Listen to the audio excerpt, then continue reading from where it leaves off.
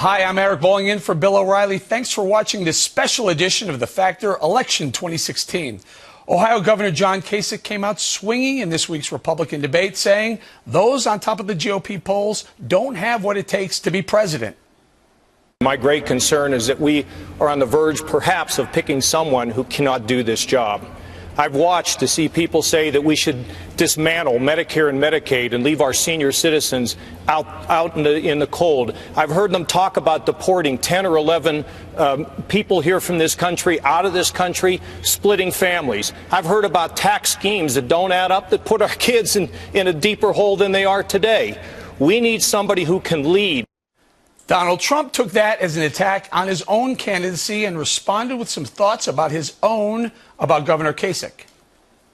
He was very unsuccessful, and every commentator, even the haters and losers that I read all the time, they said that he was put down so strongly that for the rest of the debate, he was just sort of limping along. He hit me at the beginning of the debate. I hit him much harder than he ever thought possible, including the fact that he worked for Lehman Brothers, which took down the world. I mean, this guy was working for Lehman Brothers when it collapsed.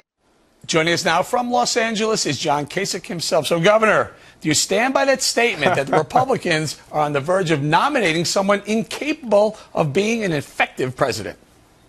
Well, look, Eric, the problem is I'm worried about my party and being able to win the White House and also having good policy. When you say that you may do away with Medicare or Medicaid or make it an option, that is just a ridiculous kind of proposal. It won't work.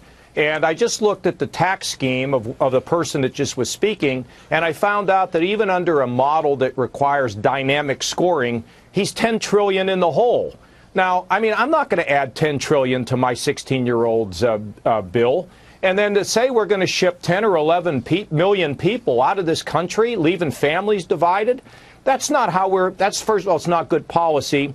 And it's not how we're going to win. But Governor, it's resonating with the voters. I mean, you're seeing the poll numbers, and everyone says, oh, it was the summer of Trump, it's going to be the fall of Trump, and then the real fall of Trump. It's not really happening yet. Everything is not about polls. It's about leading this country. I have a program that will create jobs, that will cut taxes, that will provide common sense regulations and shift a lot of power, money, and influence back to people. And listen, Eric, there's another issue here, and that is the issue of rebuilding neighborhoods and strengthening our families. And if we don't have a leader that can articulate all of that and show people that really understands their problems, then I think it's hard for us to win, and I want conservatism to prevail, but wild schemes do not get it done. And you know what I hear from people? Thank goodness somebody stood up and they're providing leadership on the stage. Well, you know, you stood up, Governor, and Donald Trump went right at you. He hit you hard, and frankly, after that, no one else on that stage was willing to take the shot at Trump. In fact, Huckabee said he was wearing a Trump tie. Well, first of all, I kept at it, and secondly, let me just give you an example.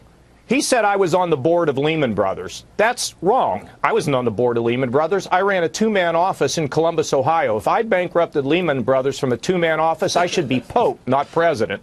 Secondly, you know that I signed a deal with Ford in 2011. Governor, Eric, listen to this. Okay.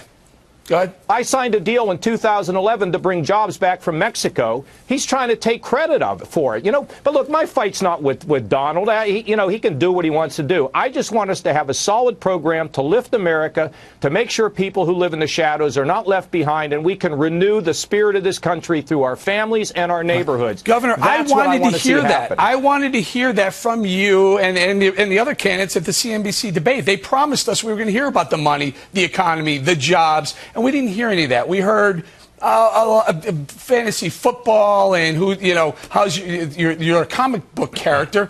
But you say that you were appreciative of the CNBC moderators and how they handled the debate. How can you be appreciative and the rest of the crew Eric, had a horrible time with them? Yeah, well, you know what? Look, I've always been a Republican that's willing to step on toes. For me, in the debate, I got to speak more than I was able to in the second debate. And frankly, I thought the first debate was good. And they didn't ask me any questions that were beneath me or I felt were below the belt. But let me tell you this. I told Sean Hannity, and I'll tell you, I'd rather come on with you and spend 15 minutes with you asking me any tough question you want to and then people can find out who I am. I mean, Harry Truman could not be elected president with a 30-second response. Here were the CNBC questions to you. What's your biggest weakness? Which other candidate is crazy? One about the Import-Export Bank, student loans, and marijuana. Those aren't tough questions. I got a tough question for you. How do you explain to the voters, the GOP, the Republicans who say we're against everything Obamacare, yet you took money from Obamacare and how you handled your Obamacare subsidy in Ohio? How do you respond to that? Well, first of all, Medicaid is a program for the poor, okay? And I took the growth of it from 10% down to 2.5%. And we didn't cut one benefit, nor did we take anybody off the rolls. And what we've learned in that is about health care reform, which is providing quality, not quantity health care. In addition to that, I'm not for Obamacare, and I actually have a plan to replace it so that people don't lose health insurance. You know, you can't just say you're going to get rid of Obamacare without having a viable alternative so that we can begin to reduce the cost of health care, but make sure that people don't lose their health coverage. I'm going to tell you, because I do this. I interview a lot of candidates. I talk to a lot of people, and the perception is, Kasich, we love him, but he's more of an establishment candidate. How are you going to get that voter that's an anti-establishment? They're flocking to the anti-establishment right now. Well, Eric, you know, I'm both an inside and an outside player. I've been a reformer all my life. Look, I'm stepping on Republican toes right now. People are like, why is he saying this? Look, when you balance the federal budget, you step on a lot of toes. When you turn Ohio around, you step on a lot of toes. And I know how to get the country moving and shift the power back so people can raise up and begin to solve things in their neighborhoods. That's what I want. And, Eric, in order to do it, it takes reform, but you need to know how to do it. You just can't make promises that will not come true. It will create more cynicism in the minds of the voters. And I'll tell you what I'm afraid of. With plans that don't add up, Hillary Clinton would be president. And to me, that is not good for America. Governor, and I'm doing this because I want us to win. We're going to say thank you very much for joining us tonight.